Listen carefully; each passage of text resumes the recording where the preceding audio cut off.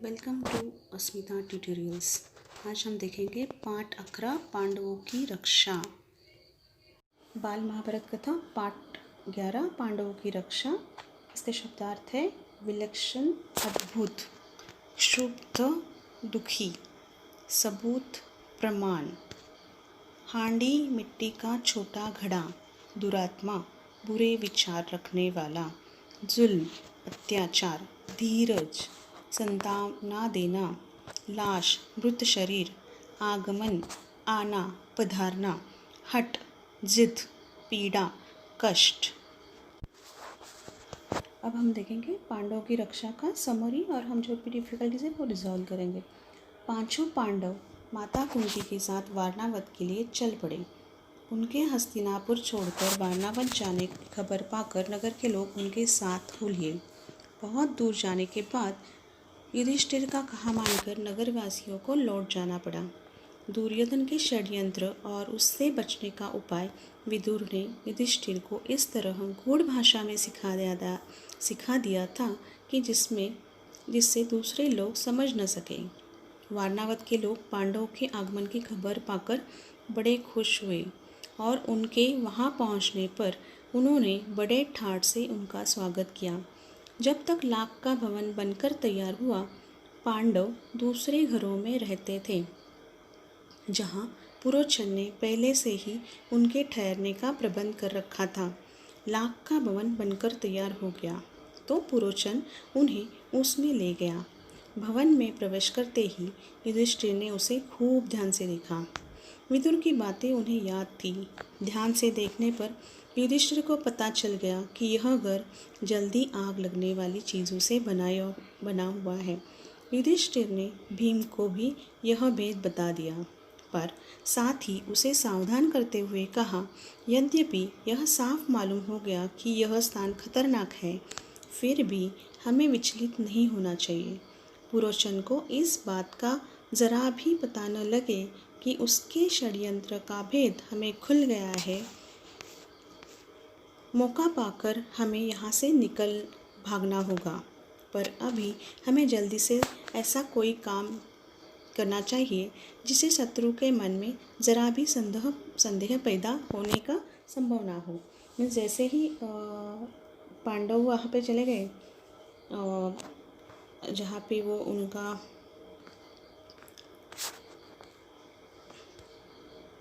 जैसे ही पांडव लाख के भवन में चले गए रहने के लिए, उनका घर बनते ही, तो युधिष्ठिर को देखते ही पता चल गया कि वो ऐसे चीज़ों से बनाया गया है जहाँ से जल्दी आग लगने सकती है। तो उन्होंने सबको बता दिया, एक्चुअली भाइयों को अपने, और उनको बोला कि अभी ये बात किसी को पता नहीं चलनी चाहिए, अदरवाइज़ कि ये उनको संदेह हो जाएगा कि इनको पता चल गया और वो जल्दी से ही उसको आग लगा देंगे। युधिष्ठिर को इस सलाह का भीमसेन सहित सब भाइयों तथा कुंती ने मान लिया। वे उसी लाख के भवन में रहने लगे। इतने में विदुर का भेजा हुआ एक सुरंग बनाने वाला कारीगर वारणावत नगर में आ पहुंचा। उसने एक दिन पांडवों को अकेले में पाकर उन्हें अपना परिचय देते हुए कहा, आप लोगों की भलाई के लिए हस्तिनापुर से रवाना होते समय विदुर ने युधिष्ठिर से सांकेतिक भाषा में जो कहा था वह बात मैं जानता हूँ। यही मेरे सच्चे मित्र होने का सबूत है। आप मुझ पर भरोसा रखें। मैं आप लोगों की रक्षा के प्रबंध करने के लिए आया हूँ। तभी उस थोड़े दिनों के बाद वहाँ पे एक सुरंग बनाने वाला एक कारागिर आया, वारणावत नगर में पहुँचा। उसने एक दिन पांडवों को जब अकेले थे उनसे जाकर मिला और उनको बोला कि हस्तिनापुर छोड़ते वक्त जब आप आ गए थे तो आपकी जो विदुर की और आपकी जो बात हो गई थी, सांकेतिक मीन्स कुछ भाषा जिसमें वो सिर्फ दोनों को पता थी, तो वह बात मैं जानता हूँ, तो आप मुझ पर भरोसा रखो। इसके बाद वह कारागिर महल में पहुँच गया और गुप्त रूप से कुछ दिनों में ही उसने एक सुरंग बना दी। इस रास्ते से पांडव महल के अंदर से नीचे ही नीचे चारदीवारी और गहरी खाई को लांघकर सुरक्षित बेखटके बाहर निकल सकते थे। यह काम इतने गुप्त रूप से और इस खूबी से हुआ कि पुरोचन को अंत तक इस बात की खबर न होने पाई। पुरोचन ने लाख के भवन के द्वारा पर ही अपने रहने के लिए स्थान बनवा लिया था। इस कारण पांडवों को भी सारी रात हथियार लेकर चौकन्ने रहना पड़ता था। तो वो जो पहुंच गया था वो सुरंग वाला, तो उसने वहाँ से एक सुरंग बनाना गुप्त रूप से, मीन्स उनके महल से एक सुरंग बनाना स्टार्ट कर दिया, जो महल के अंदर से ही जा रहा था नीचे से, और एक खाई लांगकोर जो बीच में था उससे सुरक्षित होकर वे बाहर निकल सकते थे। पुरुषन को अंत तक इस बात की खबर न होनी पाई। जब तक ये शुरू था, ये सुरंग बन रहा था, तो पुरुषन को कब ये बात की कुछ भी खबर नहीं। इसीलिए वो सारे पांडव रात भर हथियार लेकर चौकन्ना रहते थे। ये सब होने के बाद एक दिन पुरुषन ने सोचा कि अभी बहुत दिन हो गए, तो सोचा कि अब पांडवों का काम तमाम करने का समय आ गया है। समझदार युधिष्ठिर उसके रंग ढंग से ताड़ गए कि वह क्या सोच रहा है। युधिष्ठिर की सलाह से माता कुंती ने उसी रात को एक बड़े भोज का प्रबंध किया। नगर के सभी लोगों को भोजन कराया गया। बड़ी धूमधाम रही, मानो कोई बड़ा उत्सव हो। खूब खा पीकर भवन के सब कर्मचारी गहरी नींद में सो गए। पुरोचन भी सो गया। आधी रात के समय भीमसेन ने भवन में कई जगह आग लगा दी और फिर पांचों भाई माता कुंती के साथ सुरंग के रास्ते में अंधेरे में रास्ता टटोलते बाहर निकल गए।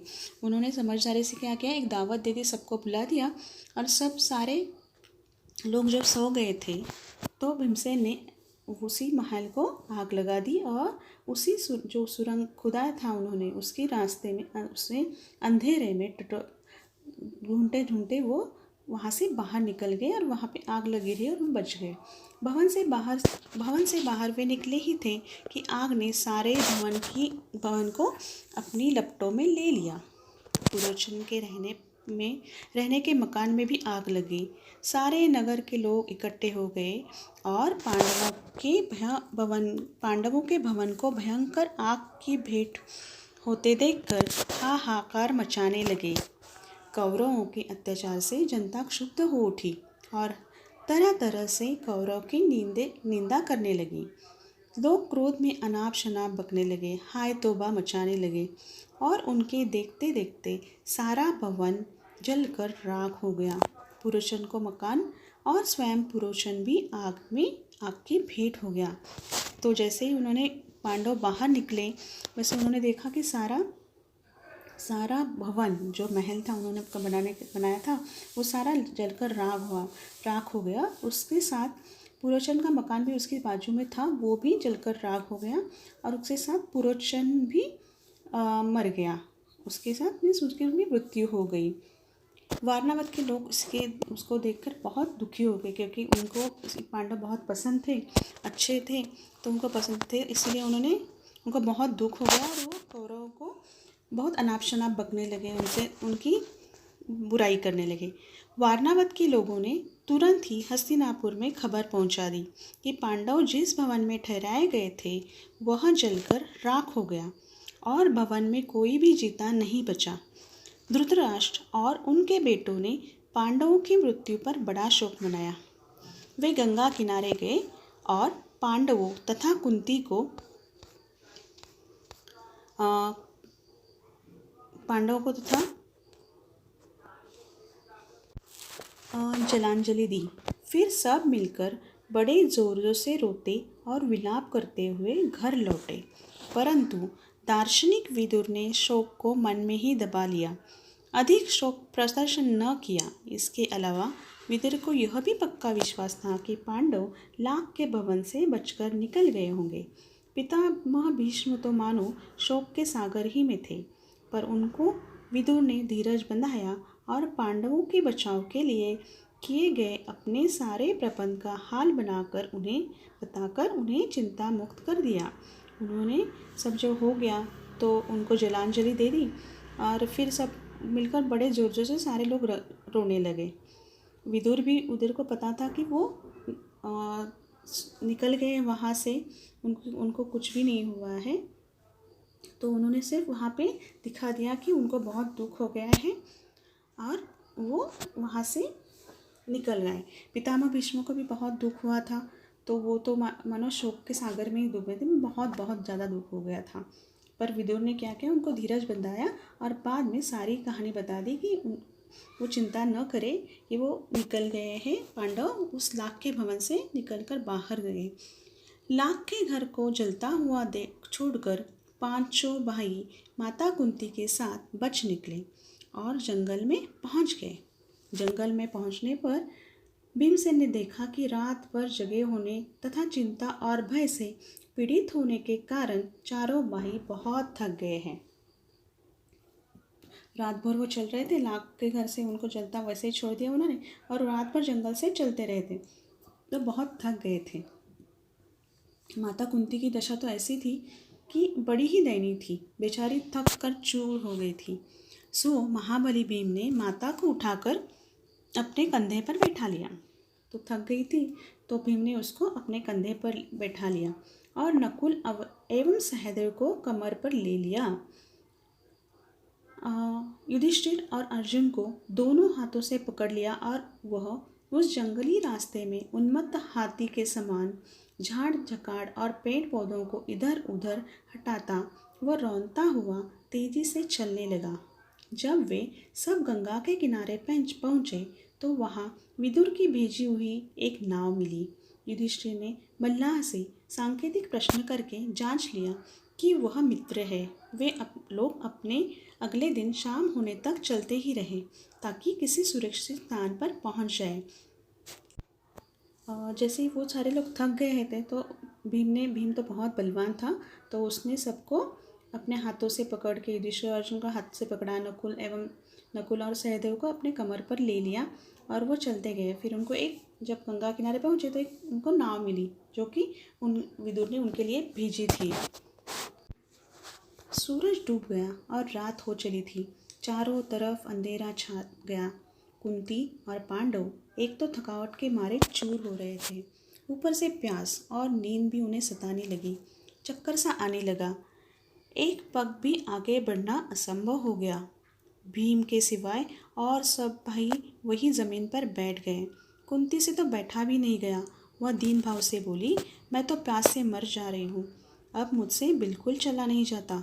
धृतराष्ट्र के बेटे चाहे तो भले ही मुझे यहाँ से उठा ले जाए, मैं तो यहीं पड़ी रहूँगी। यह कहकर कुंती वहीं ज़मीन पर गिरकर बेहोश हो गई। सूरज डूबा था, वो बहुत देर से चल रहे थे, वो बहुत थक गए थे, पानी भी नहीं था उनके पास, उनको बहुत प्यास भी लगी थी। तो कुंती माता बोली कि मुझे तो अभी चला भी नहीं जाएगा, अगर मैं यहीं पे पड़ी रहूँगी, मैं आगे नहीं जा सकती। अगर मुझे धृतराष्ट्र के बेटे मीन्स दुर्योधन यहाँ से ऐसे ही उठा लेके जाए तो भी चलेगा, लेकिन मैं यहीं रहूँगी। और ये बोलते बोलते उसको वो वहाँ से ज़मीन पर चक्कर आके गिर पड़ी, बेहोश हो गई। माता और भाइयों को यह हाल देखकर शोक के मारे भीमसेन का हृदय दग्ध उठा। उसको बहुत दुख हो गया। ये सब हाल देखकर अपने माता और भाइयों का मीन्स पांडवों का और कुंती का हाल देखकर उसका बहुत दुख हुआ। वह उस भयानक जंगल में बेधड़क घुस गया और इधर उधर घूम घाम कर उसने एक जलाशय का पता लगा ही लिया। उसने पानी लाकर माता और भाइयों की प्यास बुझाई। पानी पीकर चारों भाई और माता कुंती ऐसे सोए कि उन्हें अपने सुध बुध तक न रही।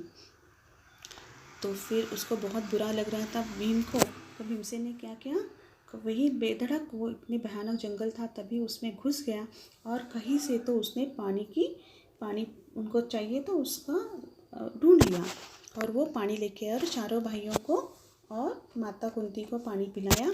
तो वो पानी पी के इतने थक गए थे कि अपने सुध बुध भी खो गए थे, उनको कुछ समझ में नहीं आ रहा था, वैसे ही सो गए। अकेला भीमसेन मन ही मन कुछ सोचता हुआ चिंतित भाव से बैठा रहा। पांचों भाई माता कुंती को लिए अनेक विघ्न बाधाओं का सामना करते हुए और बड़ी मुसीबतें झेलते हुए उस जंगली रास्ते में आगे बढ़ते ही चले गए। वे कभी माता को उठा करते चलते, कभी थके मांदे बैठ जाते, कभी एक दूसरे से होड़ लगाकर रास्ता पार करते। वे ब्रह्मचारियों का वेश धरकर एक चक्रा नगरी में जाकर एक ब्राह्मण के घर रहने लगे। ऐसे चलते चलते वो बहुत देर तक चलते रहे, कभी एक दूसरे की हेल्प करते हुए, मदद करते हुए, कभी बहुत दो तेज चलते थे, कभी बैठ जाते थे। ऐसे करते करते वो एक जगह पहुंच गए और वहाँ पे ब्रह्मचारियों का वेश धारण किया उन लोगों ने। और वहाँ पे एक चगरा नगरी करके गांव था, वहाँ जाकर एक ब्राह्मण के घर रहने लगे। माता कुंती के साथ पांचों पांडव एक चकरा नगरी में भिक्षा मांगकर अपने गुजर कर के दिन बिताने लगे। भिक्षा के लिए जब पांचों भाई निकल जाते तो कुंती का जी बड़ा बेचैन हो उठता। वह बड़ी चिंता से उनकी बाट जोती रहती। उनके लौटने में जरा भी देर हो जाती थी तो कुंती के मन में हर तरह तरह की आशंकाएं उठने लगती थी। वो वहाँ पे एज ए ब्राह्मण रहते थे, तो वो जब उनको भूख लगती थी या मीन्स जो खाना लगता था उनका, तो वो भिक्षा मांग के खाते थे। जब वो पांचों भाई भिक्षा मांगने के लिए जाते थे तो कुंती बहुत डर जाती थी, और थोड़ी भी देर हो जाती तो उसका मन बहुत और भी उसके आशंकाएं में उसको डर लगता था। पांचों भाई भिक्षा में जितना भोजन लाते कुंती उसके 2 हिस्से कर देती। एक हिस्सा भीमसेन को देती और बाकी आधे में से 5 हिस्से करके चारों बेटे और खुद खा लेती थी। पर भी भीमसेन का भूख नहीं हटती थी। हमेशा ही भूखे रहने के कारण वह दिन पर दिन दुबला होने लगा। भीमसेन का यह हाल देखकर कुंती और युधिष्ठिर बड़े चिंतित रहने लगे। थोड़े से भोजन से पेट न भरता था, सो भीमसेन ने एक कुम्हार से दोस्ती कर ली। उसने मिट्टी आदि खोदने की मदद करके उसको खुश कर दिया। कुम्हार भीम से बड़ा खुश हुआ और एक बड़ी हांडी उनको बनाकर उसको दी। भीम उसी हांडी को लेकर भिक्षा मांगने के लिए निकलने लगा। अभी क्या होता, वो सब भिक्षा तो मांगते थे, लेकिन भीमसेन का खाना बहुत ज़्यादा था, तो कुंती माता उसके 2 हिस्से कर लेती। एक हिस्सा पूरा उसका आधा जो रहता वो भीमसेन को देती और दूसरा आधा के 5 भाग कर देती, और वो बाकी मिलके सब खा लेते में 4 पांडव और माता खुद। तो ये इससे वजह से उनको भीमसेन का एक्चुअली खाना बहुत कम पड़ता था, तो उसका हाल किसी को देखा नहीं जा रहा था, क्योंकि उसके खाना बहुत था, उसका पेट नहीं भरता था। उसने क्या किया, भीमसेन ने एक कुम्हार के साथ दोस्ती कर ली और उसका कुछ मिट्टी खोद दे या ऐसे कुछ काम करके उसको खुश कर दिया। तो भीमसेन वो कुम्हार ने बहुत खुश हो गया भीम से, और उसने एक बड़ी हांडी बनाकर उसको दे दी। तो अभी क्या करने लगा भीम, वो हांडी बहुत बड़ी हांडी थी, उसको लेकर भिक्षा मांगने चला जाता था। उसका विशाल शरीर और उसकी वह विलक्षण हांडी देखकर बच्चे तो हंसते हंसते लोटपोट हो जाते। एक दिन चारों भाई भिक्षा के लिए गए। अकेला भीमसेन ही माता कुंती के साथ घर पर रहा। इतने में ब्राह्मण के घर से भीतर बिलक बिलक कर रोने की आवाज़ आई। अंदर जाकर देखा कि ब्राह्मण और उसकी पत्नी आंखों में आंसू भरे सिसकियां लेते हुए एक दूसरे से बातें कर रहे हैं। ब्राह्मण बड़े दुखी हृदय से अपनी पत्नी से कह रहा था, कितनी ही बार मैंने तुम्हें समझाया है कि इस अंधेर नगरी को छोड़कर वहीं और चले जाएं, पर तुम नहीं माने। यही हट करती रही कि यह मेरे बाप दादा का गांव है, यही रहूँगी। बोलो अब क्या कहती हो? अपनी बेटी को भी बलि कैसे चढ़ा दूँ और पुत्र को कैसे काल कवलित होने दूँ? यदि मैं शरीर त्यागता हूँ तो फिर इन अनाथ बच्चों का भरण पोषण कौन करेगा? हाय, मैं अब क्या करूँ? और कुछ करने से तो अच्छा उपाय है कि सभी एक साथ मौत को गले लगाते हैं, यही अच्छा होगा। कहते कहते ब्राह्मण सिसक कर रो पड़ा। वो सुन रहे थे कुंती माता और भीमसेन कि उनके वो ब्राह्मण दाम्पत्य थे, पति पत्नी रो रहे थे वहाँ पे। और ब्राह्मण की पत्नी रोती रोती बोली, प्राणनाथ, मुझे मरने का कोई दुख नहीं है। मेरे मृत्यु के बाद आप चाहें तो दूसरी पत्नी ला सकते हैं। अब मुझे प्रसन्नपूर्वक आज्ञा दें ताकि मैं राक्षस का भोजन बनूं। तो पत्नी बोल रही थी कि आप दूसरी पत्नी कर सकते हैं, तो मैं जाती हूँ राक्षस का भोजन बनने के लिए। पत्नी की ये व्यथा भरी बातें सुनकर ब्राह्मण से न रहा गया। वह बोला, प्रिय, मुझसे बड़ा दुरात्मा और पापी कौन होगा जो तुम्हें राक्षस की बलि चढ़ा दे और खुद जीवित रहे। माता पिता को इस तरह बातें करते देख ब्राह्मण की बेटी से न रहा। उसने करुण स्वर में कहा, पिताजी, अच्छा तो यह है कि राक्षस के पास आप मुझे भेज दें। सबको इस तरह रोते देखकर ब्राह्मण का नन्हा सा बालक पास में खड़ी हुई सूखी लकड़ी हाथ से में लेकर घुमाता हुआ बोला, उस राक्षस को तो मैं ही इस लकड़ी से इस तरह से जोर से मार डालूंगा। तो वो ब्राह्मण का जो कुटुंब था, वो उसके फैमिली थी, तो सब एक दूसरे को बोल रहे थे कि मैं वहाँ पे जाता हूँ वो राक्षस को भोज देने के लिए। कुंती खड़ी खड़ी यह सब देख रही थी।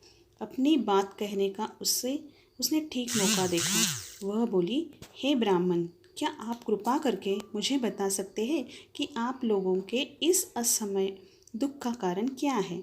तो कुंती माता वहाँ जाके उनको पूछ लिया कि क्या कारण है, वो इतने दुखी क्यों है। ब्राह्मण ने कहा, देवी सुनिए, इस नगरी के समीप एक गुफा है जिसमें एक बक नामक एक बड़ा अत्याचारी राक्षस रहता है। पिछले 13 वर्षों से इस नगरी में के लोगों पर वह बड़े जुल्म ढा रहा है। इस देश का राजा, जो वैत्रकीय नाम के महल में रहता है, इतना निकम्मा है कि प्रजा को राक्षस के अत्याचार से बचा नहीं रहा है। तो उसने बोला कि देवी, इस नगरी के यहाँ पे एक गुफा है, इस गांव के पास, नगरी के पास, वहाँ पे एक बक नामक का राक्षस रहता है और वो यहाँ पे लोगों पे बहुत अत्याचार कर रहा है। और यहाँ का जो राजा है वैत्रेय के नाम के, वो भी हम लोगों को बचा नहीं रहा है। वो खुद सिर्फ देख रहा है कि वो अत्याचार करता है, बाकी कुछ नहीं कर रहा है। इससे घबराकर नगर के लोगों ने मिलकर उससे बड़ी अनुनय विनय को कि कोई न कोई नियम बना ले। बकासुर ने लोगों की यह बात मान ली और तब से समझौते के अनुसार यह नियम बना हुआ है कि लोग बारी बारी से एक एक आदमी और खाने की चीज़ें हर सप्ताह उसे पहुंचा दिया करते हैं। इस सप्ताह में उस राक्षस के खाने के लिए आदमी और भोजन भेजने की हमारी बारी है। अब तो मैंने यही सोचा है कि सबको साथ लेकर ही राक्षस के पास चला जाऊंगा। आपने पूछा सो आपको बता दिया। इस कष्ट को दूर करना तो आपके बस में भी नहीं है। तो ये सारी बातें जो वहाँ पे हो रही थी, तो उसने ब्राह्मण ने कुंती को बता दी और उसको बोला कि अभी हम सब सारे लोग जाएंगे वहाँ पे उसका भोजन बनाने के लिए, भोज बनने के लिए। ब्राह्मण की बात का कोई उत्तर देने से पहले कुंती ने भीमसेन से सलाह की। उसने लौटकर कहा, विप्रवर, आप इस बात की चिंता छोड़ दो। मेरे 5 बेटे हैं, उनमें से एक आज राक्षस के पास भोजन लेकर चला जाएगा। तो कुंती भीमसेन के पास आ गई, उससे सलाह की और फिर वहाँ पे ब्राह्मण को बोला कि आज आप नहीं जाएंगे, मेरे 5 बेटे हैं, उसमें से एक बेटा वहाँ पे भोज लेके चला जाएगा।